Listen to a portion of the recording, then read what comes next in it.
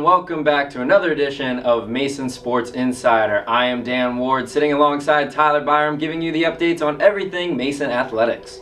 Yep, it was a big week for all of our teams here in fall sports.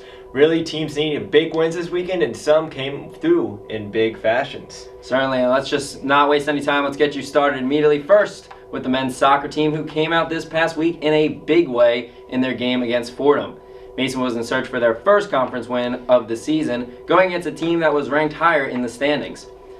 They were looking for their win. They did just that. After struggling all season long to score goals, the Patriots exploded for 5 goals against the Fordham Rams. Things got started about midway through the first half, with Henning Dirks picking up 2 goals in the 19th and 25th minutes, the second goal coming off a pass from Matt Tucker.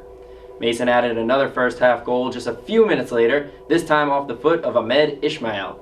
Mason carried a 3-0 lead into halftime, but they were far from done in this one. After a goal by the Rams 10 minutes into the second half, Mason's Colin Kemmerer made the most of his playing time, first with a goal just a minute after the Rams, and then a second goal in the 76th minute to finish off the scoring for the game.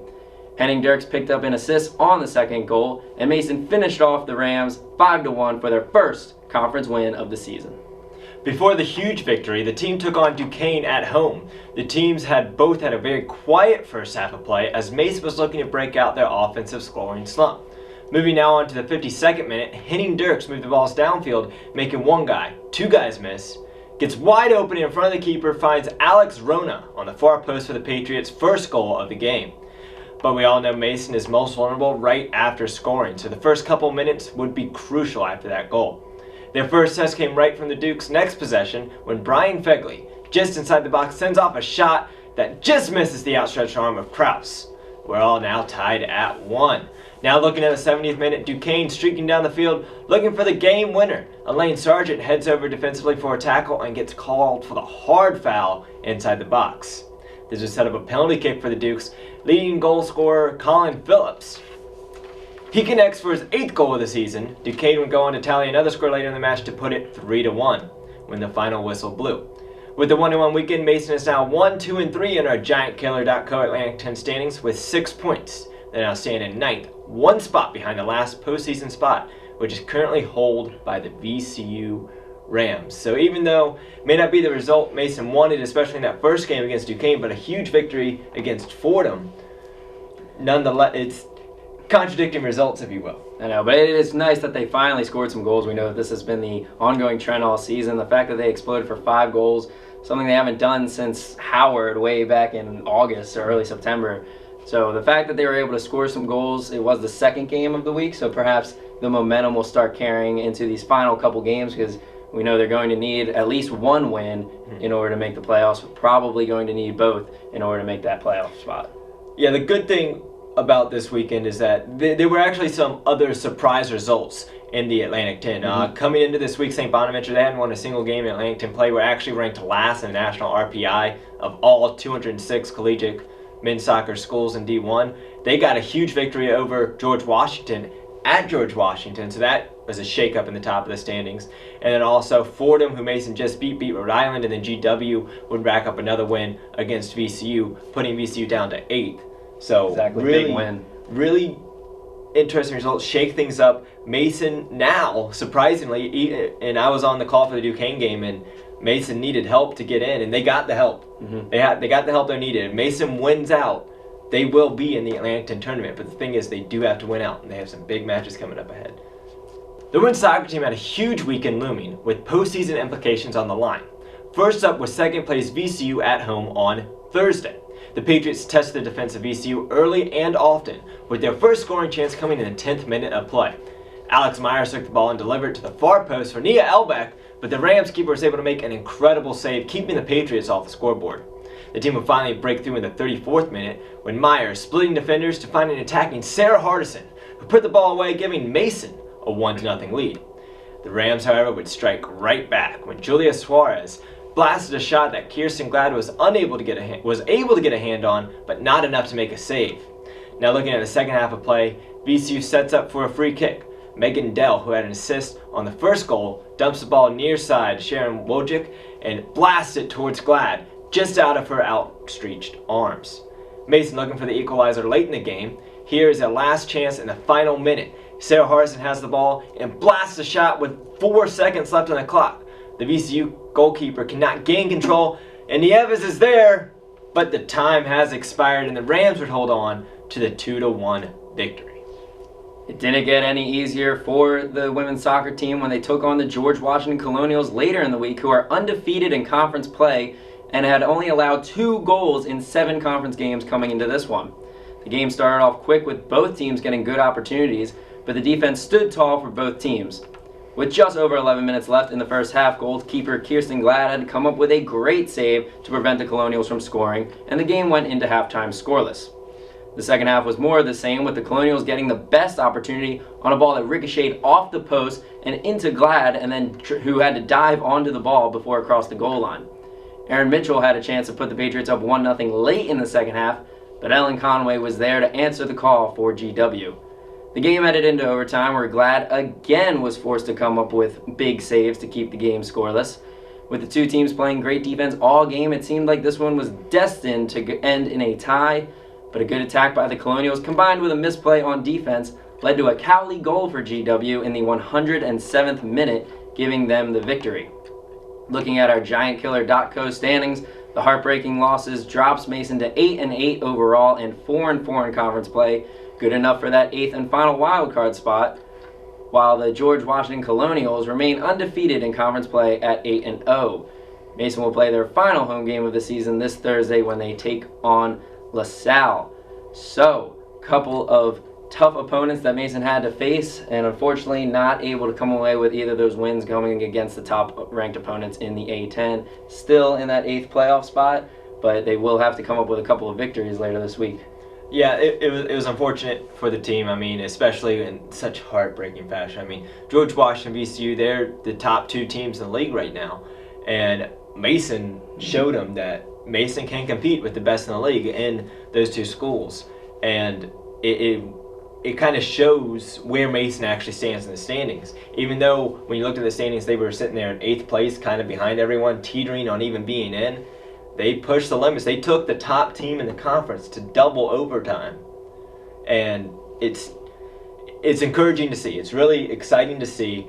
However, though, with them being back in 8th place, their work's not done. They still have to go out and get these victories up ahead. Of course, it's, as you said, if they can get into the playoffs, then we should feel pretty good because they've shown that they can compete. They're one of the best teams in the league, or at least they're able to compete with the best teams in the league. So, hopefully they'll be able to pick up one of these wins because they're right on that cusp.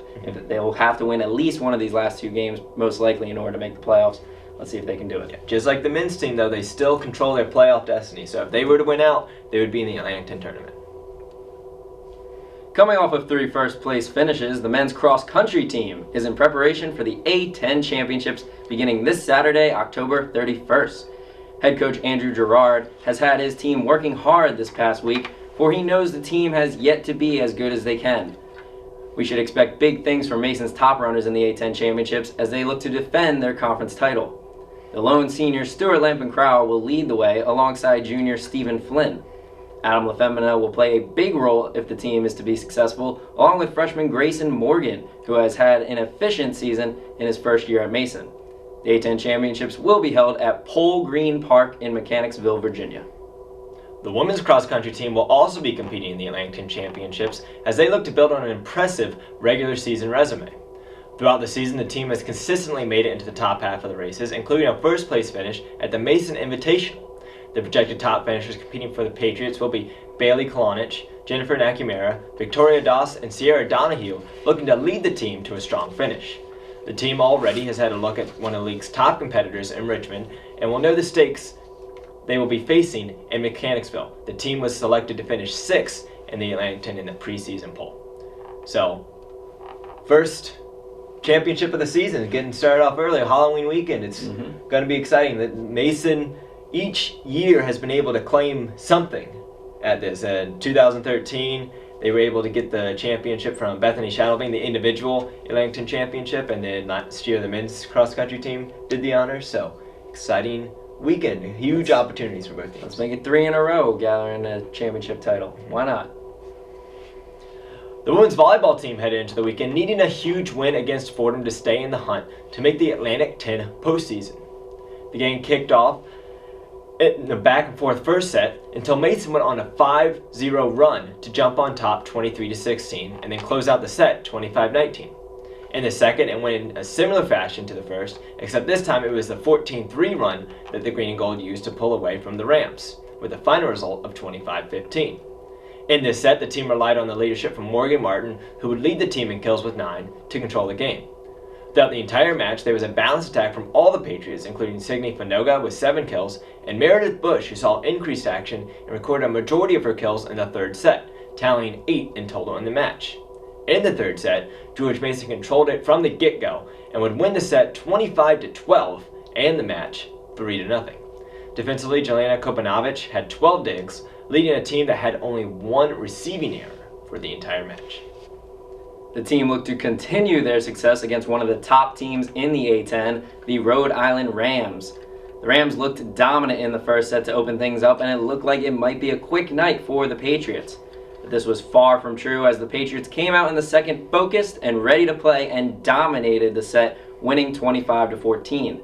Mason found themselves in a tough spot in the third, down 19-14, but they were able to force Rhode Island into 3 straight errors to help them tie the match at 20-all. The third set was a back-and-forth bout with Mason having 2 set-point opportunities, but they were unable to capitalize with their best lineup on the court and ended up dropping the third 29-27. A heartbreaking loss that could dishearten a team, but the Patriots did not let it affect them in the fourth. They came out firing on all cylinders again and grabbed a 13-9 lead. But after 4 straight points by the Rams and trading of points back and forth, the Rams and Patriots were all tied up at 22-all. Mason had the opportunity to send the match into a 5th and deciding set, but the Rams pulled off 3 straight points to give them the victory.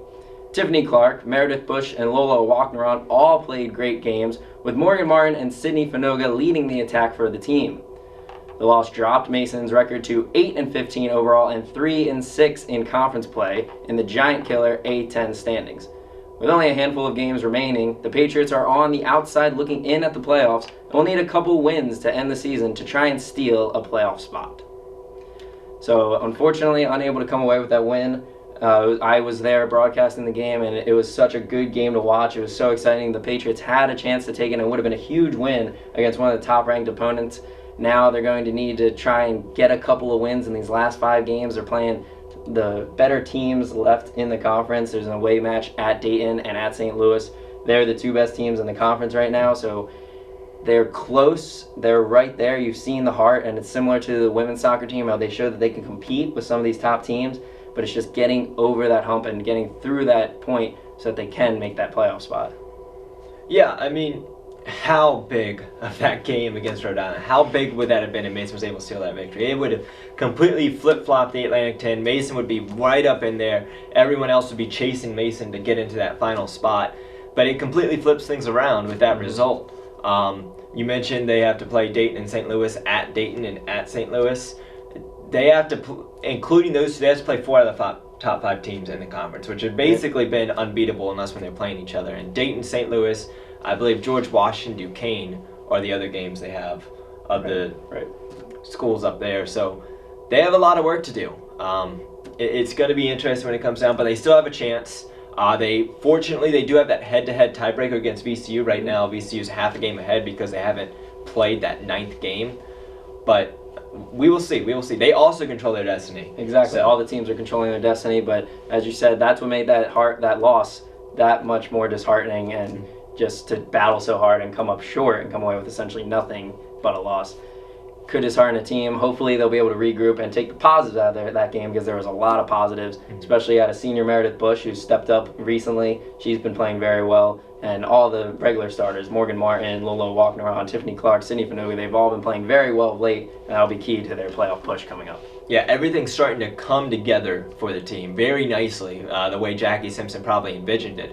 But it might be a little bit too late. It just, unfortunately, might have been 2 or 3 games too late into the season for them to be able to make that push into the A10 postseason. But we'll see. There's still quite a few games left to go. Unlike the soccer teams, they still have basically almost half their season remaining, but they have some tough opponents up ahead.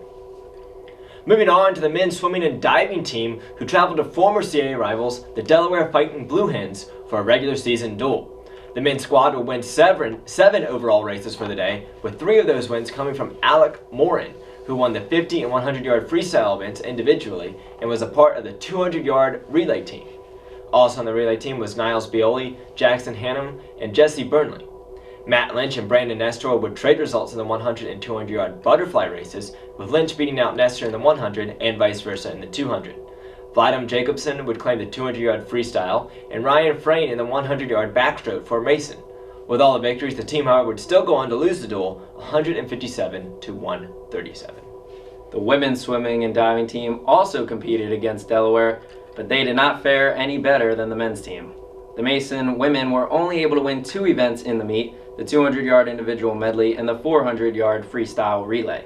They swept the 200-yard individual medley with a first-place finish by Sarah Brawlier, a second-place finish by Allison Barahona, and a third-place finish by Shannon Slate. Winning the 400-yard relay were Sydney Fisher, Marla Albanese, Rachel Williams, and Steph Maurer. The team gets right back at it this weekend when they play host to Towson, Northeastern, and Drexel in a 2-day event beginning on Friday. So a couple of tough losses for the swimming and diving teams. They've been doing pretty well this season. They've had some ups and had some downs. This week wasn't one of their better weeks. Delaware, pretty good team overall. Just tough losses, but they're battling and they're competing, which is what we like to see. Yeah, with swimming and diving, it's different than your traditional sports. Like, even though the team didn't win, the team can still look good. Kind of like the cross-country teams. It's like, exactly. You may have an 8th place finish, but that may have been your best finish all year, even though you won 3 other competitions. So when we look at these Delaware scores, and yes, the teams both lost, I see the times are improving on both sides. For the most part, some of them are staying consistent, and you want to maybe them shave off a couple seconds here and there. But overall, we didn't really see anyone get worse, which is a very good sign for both teams. Exactly. Cross country and swimming, you want to just improve your time better and better and better each week. If it's not great now, that's okay. Will it be great come the A10 championships? Will it be great come all the conference plays? Will it be great when it really matters? And that's what we've been seeing. And we've seen a few first place finishes here this weekend, which is good. And it just sometimes they don't all work in the same week. So if you have multiple first place finishes, but they don't all come together in the same week, you turn out to get a couple of losses. But hey, they were swimming very well overall, and a lot of good things coming from the teams. Yeah, some swimmers may get a break this week, compete next week. With the team like Delaware that's not in the Atlantic 10, really you can't take too much value into it. I mean, if you want to compare it on a national level, okay, Delaware's higher than Mason right now. However, when it comes to the Atlantic 10 championship, that's all that matters. When they play A10 schools up ahead, that's what's going to matter a little bit more to see how they stand against other teams. But overall, I mean, again, it's all relative, if you will. Well, that will wrap up this week's edition of Mason Sports Insider. As always, here's a look ahead at this week's upcoming schedule. So we see, I'll take this one. The women's volleyball team will take on Maryland Eastern Shore at 7 o'clock on Tuesday. So that's actually a very interesting match for them. A little out-of-conference play late in the season. Very late in the season, especially with huge matches coming up ahead. Hopefully they can go ahead and take care of business against them, because they have a big weekend up ahead when they have to host George Washington on Saturday. And as we mentioned, the swimming and diving team will go back at it in a 2-day event, Friday and Saturday. You guys can come on out to the AFC to check them out and show some support. And then also on Saturday, the cross-country A10 championships. If you're out in Mechanicsville, Virginia, perhaps go cheer on your team's A10 championships first of the season. And the women's soccer team will wrap up their regular season with the home game against LaSalle on Thursday, and then the regular season finale on Sunday at Fordham. Two teams that are currently ahead of Mason in the Atlantic 10 standings. That Mason, like we said, they need the victory. I mean, a loss would kill them. A tie would not be what they wanted, but they got to get some victories. They got to, at least, in my opinion, they have to win one and tie one, and they'll be sitting pretty good. Right. Unfortunately, it's a must-win games for essentially both soccer teams and the volleyball team. We'd like to be in that position where now we can relax a little bit and prepare for the A10 championships. But unfortunately, it's do or die time, and if the Patriots want to make the playoffs, they're going to have to play hard for the rest of the season, and each team's going to have to pick up at least one win, at the very least. At the very least. Before we go, the men's tennis team has named a former player, Jimmy Davis, the new head coach of the program. He has been an assistant for the program for the past season after playing for George Mason back in 2013. So, men's tennis team starting to get things together, start looking forward to spring season. It's exciting to see some of our spring sports getting action here early on. Yeah, definitely. I know I'm looking forward to the spring season, but also looking forward to the winter season with basketball coming up soon. And we still got to wrap up this fall season. A10 champions coming up. Who knows what will happen with that? So that will do it for this week's edition of Mason Sports Insider. As always, we'd like to thank you for tuning in. And once again, thank you to our sponsor, GiantKiller.co, for our new graphics and providing our show on your website. Make sure you check out their blog at GiantKiller.co. If you have one, make sure to follow us on Twitter at DManWard and at TheTylerByram. And we will see you next time.